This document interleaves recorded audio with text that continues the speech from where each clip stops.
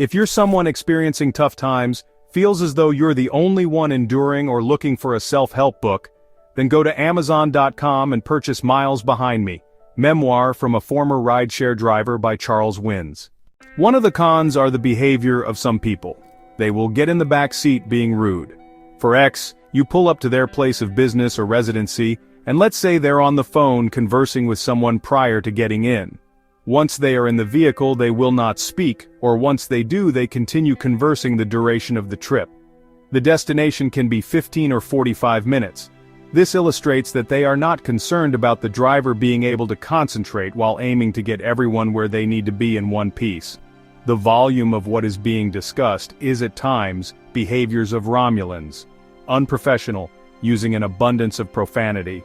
What I gather is that enough people are going through something. Even then, one should still have respect and courtesy. Another con is one that wants to passenger drive. If you don't know what a passenger driver is, it's when the passenger assists on telling the driver how to drive, where to go, and what to look ahead for. I am not talking about the ones that suggest different routes due to accidents or rush hour. I would always welcome those. More so, the ones that want to be driving that are not, which can be for a variety of circumstances. This is why most rideshare applications requires one to use Google, Apple Maps, or Waze. When most clients get in the back, they usually assume that the driver knows how to get them to their destination, and rightfully so. The next swindle occurs at the conclusion of the ride. Let's say you take Karen from DFW Airport to the Motel 6 in Euless. The commute was smooth along with laughter and conversation. Minutes to an hour later, you get an email from the rideshare company of the complaint saying that you drove not to their liking, played music, or a podcast not pleasing to their ear.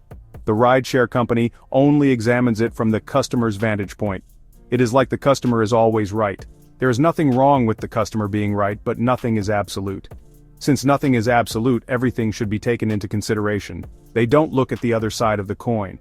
Enough rideshares companies do not ask the driver what happened like proof. Fast forward, this is why most rideshare drivers have recording cameras on their dashboards. This is so that can have evidence when passengers make false claim. Another dupe is someone throwing up in your car. Just imagine you scooping someone up early Saturday morning when the bars are letting out. The customer makes their way into the back and the destination is 30 minutes away. 5 minutes before arriving, they vomit. That is an unfortunate smell, and you are going to clean it up because it is your vehicle. That is additional money coming out of your pockets. There are some rideshare companies that will reimburse you. Those in the rideshare partnership program have to pay an additional fee for that. In my opinion, the rideshare passenger should be held responsible because they knew what they were putting in their body. They also knew what their limit was. A person should not drink so much that they're vomiting. That's just common sense and respect. However, as it was yesterday, it is today. Some things are just not common sense. The final con is picking someone up that exhibits abnormal behaviors. There was one time when I picked up an individual from the hospital, and he was destined for the homeless shelter downtown, on the highway heading downtown Dallas in the middle lane. When he yelled for me to take him to the Greyhound bus station, I kept my composure and insisted that I was unable to do that since it was not the address for his destination. The only way I could have taken him to the Greyhound bus station is if he would have modified it in the system paying the fare. Most rides you want to be level, no confusion behaviors, which varies from person to person. Go to Amazon.com and get Miles Behind Me, Memoir from a Former Rideshare Driver by Charles Wins. Like, share, and subscribe.